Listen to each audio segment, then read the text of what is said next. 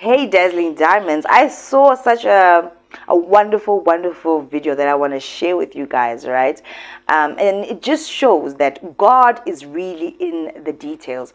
God is in the driver's seat of our lives, right? And we need to actually trust in Him, because there is a saying that goes, we make plans and then God laughs.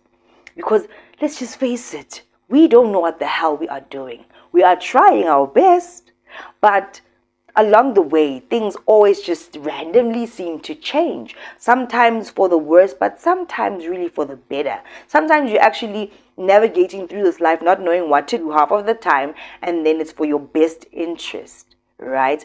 So remember that God is in the details. He's in all the details.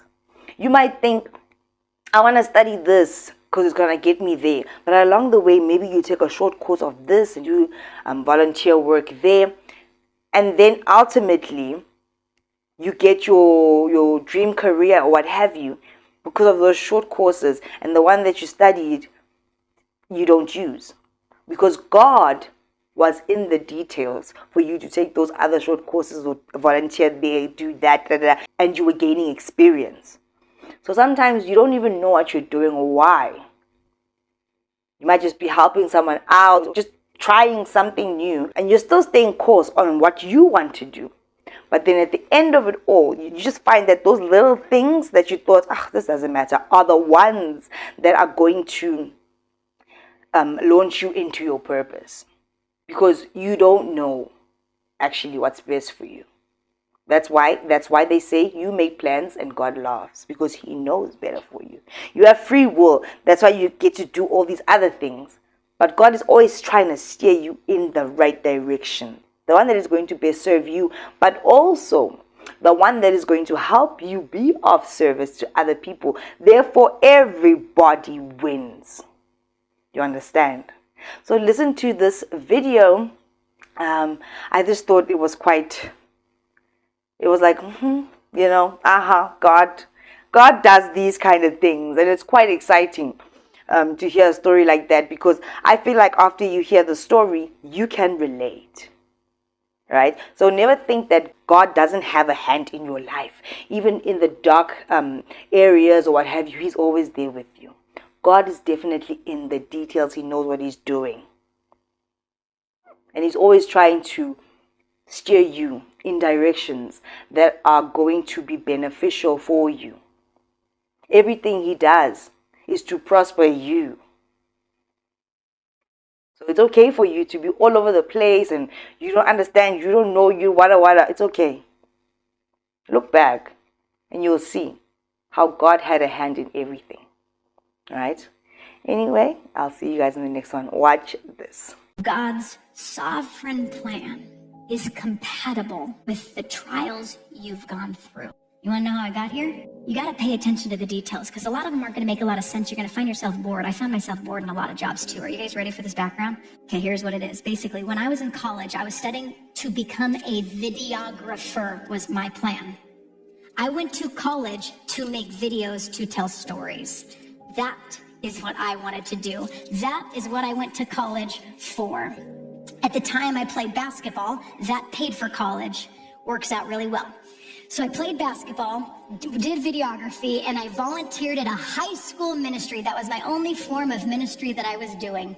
Was volunteering every summer while I was going to college. Now, while I was volunteering in that high school ministry, at one point I was standing on stage running games.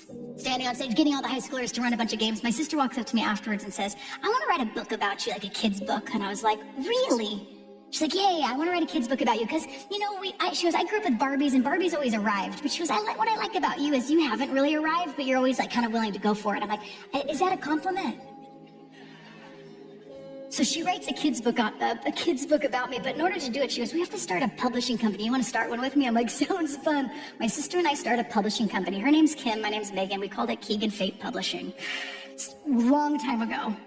We do this, we go around, we have a tour to all the local Girl Scouts, literally across the U.S. We go on tour to teach these young girls that it's about who you're becoming today. What you do today matters, because basically it's just creating a plan for the rest of your life, because if you want to do something with your entire life, it matters what you do today, because you're creating a pattern. So we started a publishing house. What you don't know is my senior year of college, I was given an opportunity and an offer to play professional basketball. Little known fact. So my plan after college, it's a really cool answer when you're a senior in college and someone says, what are you doing after this? I'm gonna go play professional basketball. So that was my plan. After I graduated, I worked as a waitress. In fact, I was a waitress till I was 26 years old, 7 years of waitressing. If you're 25 years old and wondering what God's doing with your life, pay attention, he's in the details. For me, he was teaching me how to serve people. Comes in really handy now, because I gotta tell you, my primary role here is not just to be over in any way, shape, or form. I know the stage is a little bit high, but it's this, it's literally to serve you for the primary ministry that you're doing in the world. I'm not doing the primary ministry here on the stage. I'm equipping you for the primary ministry that happens outside this building. So I was a waitress. I had this job offer. I thought it was really cool. My sister comes back to me. She's a really significant part of my life. And she says, you've prayed about the whole basketball thing, right? I'm like, for sure. So the next morning I got up and prayed. I was opening a restaurant at 5:30 in the morning. I got up at 4:30 and got on my hands and knees, and I just opened up the decision to the Lord. God, this is my plan. I'm leaving in August. I know that it's July. And I felt this deep-seated lack of peace about the decision. I go to work. After work, I go back to my parents. I say, this is so weird. I just feel like I'm not supposed to go play basketball. They're like, what? Why? I'm like, I think because that's a life all about me, and I don't want to do that anymore.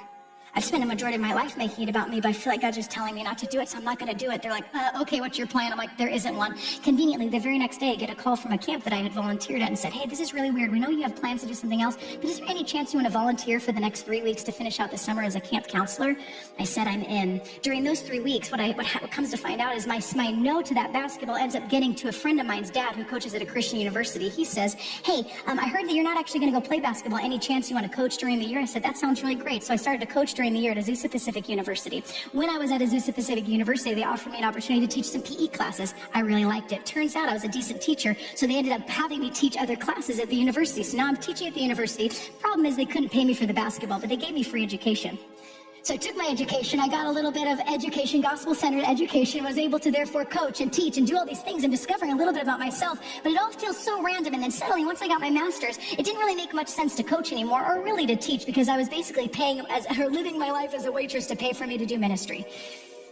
So I left there. Conveniently, my sister was leaving a different job working for the Small Business Development Center based in Long Beach, California. What that is it's basically a small business development. What I do is you meet with other businesses in order to equip them to do their businesses in the world. And the problem was, I said, Kimmy, I have no training to be a small business advisor. That makes no sense. She goes, oh, you only need 2 things for the job. Number 1, you have to have a master's. I'm like, crazy, I just got one. She goes, number 2, you have to own a company. She goes, remember our publishing company? Oh my gosh. She goes, it counts. And I get this random job working for the city of Long Beach, literally coming alongside small businesses, where I literally got to sit with people and go, tell me about your passion.